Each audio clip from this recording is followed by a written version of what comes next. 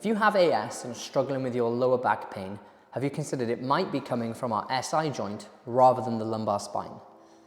This routine will hopefully give you a load of relief and some movement techniques you can use throughout the day to lower your pain and improve your function. So all this routine will need is a chair or a step, some floor space, or if you can't get on and off the floor, maybe a bed or something that you can comfortably lie on. So the idea behind this is the SI joint, as a quick bit of anatomy, it just glides.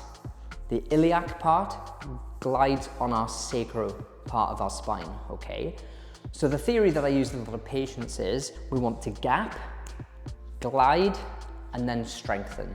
And this shouldn't take too long. Hopefully this quick routine will take you through those three aspects, particularly the glide and the gap, that you can just drop into your day, whether that's at work, whether that's at home, and just give yourself that little bit of relief if you get stiff. Okay, so first thing we're going to do is gap the SI joint. So I would use both sides. We're going to raise our knee up to about 90 degrees on the step. Again, if you don't have it this high, if you can't get up there, just use something smaller like some books. What you're going to do is lean your body weight across in a comfortable position, and then take your hands on your opposite leg and slowly roll down. And what we're looking for is a gapping, stretching sensation. For me at the moment, it's my left side that I'm feeling, and it is a sustained gap, and come back up. And then again, I'll go down. With our AS population, we think about, we're trying to move that swelling away from the area and open up. So the first few might be a bit cranky, and then it should ease off a smidge. And back up. Now to progress that, if you're not quite feeling the stretch, lean your body weight over to the fixed leg, and then we come down more. We're all going to be at different levels of this, so don't panic if you don't get as far as me. It's more about the opening movement. I'll just show you from the back how it looks. On the opposite side, leg up, roll across. What we're thinking of doing is gapping this area. So I'm coming down slowly. And for me, without AS, I feel much more of a gap here. I feel stiffer on my left side today.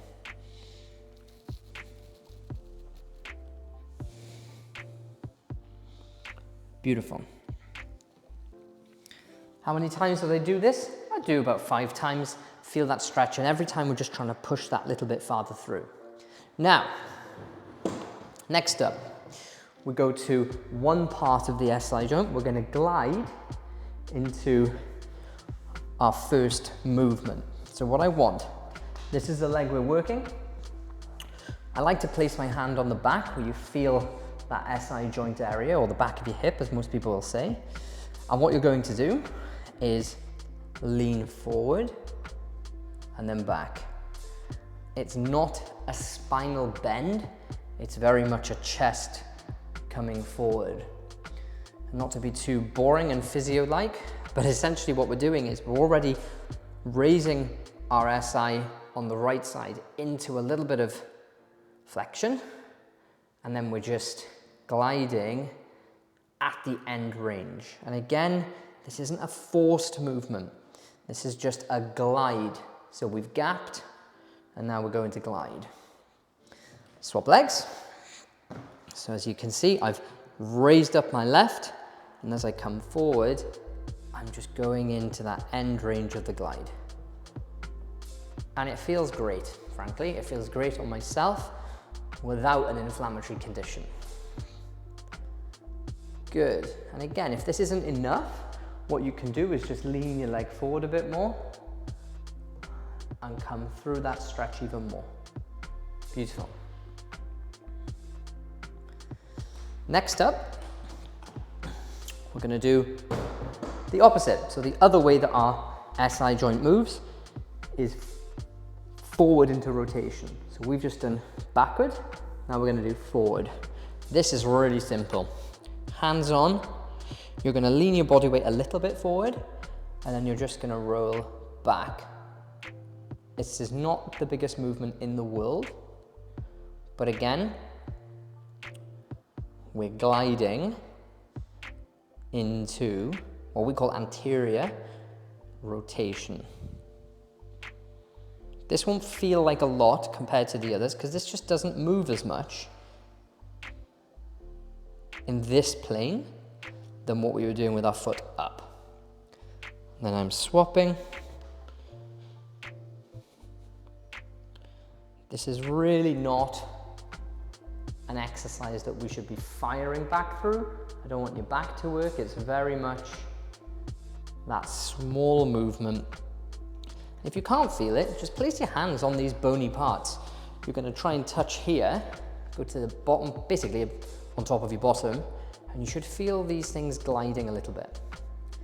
Perfect. So what we've done so far is the gap, the glide, and one thing I would always recommend our patients to do is strengthen, okay? So if we have inflammation at this area, what's going to happen is essentially our muscles are going to weaken around it, which can lead to even more pain. All right, we need more.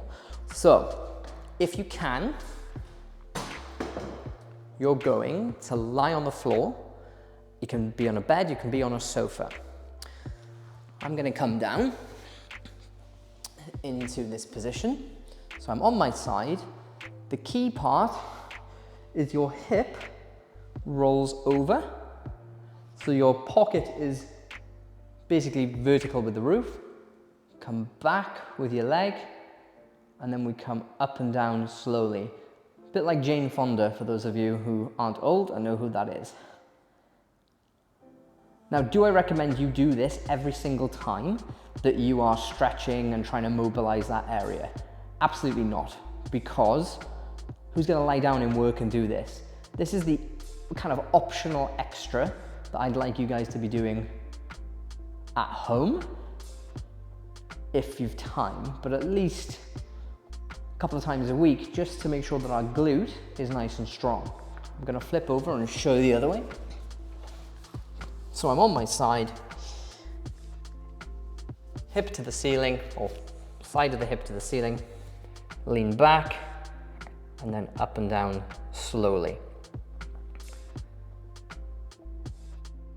Just to make sure that we are keeping strong through this glute medius muscle that really helps stabilize our hip and our pelvis and can often be inhibited after we have a lot of pain. Fantastic. So, what we have done, we have gapped, we have glided, and then we've done a little bit of strengthening. Why is this important? Because as we glide, as we gap in particular, what we're doing, I love this idea, we are nourishing our joint. So we are basically, any swelling present, we're pushing out the joint. And then also by moving in a gentle motion, we are adding in our own synovial fluid, and you should feel quite a bit of relief after this. Thanks for joining me. I hope you found that helpful. I hope that I've given you some tools and some advice that you can use throughout your day, particularly in work, as we're a little bit more static, and you can just find the thing that works the best for you. Now, it's not going to look the same for everybody. I don't have AS, I can move a bit farther than most people who do. Go towards your limit, don't fire into pain, but really enjoy this nourishing of the SI joint. Hopefully this will alleviate your pain as and when it pops up, helping you manage this condition more. Thanks very much.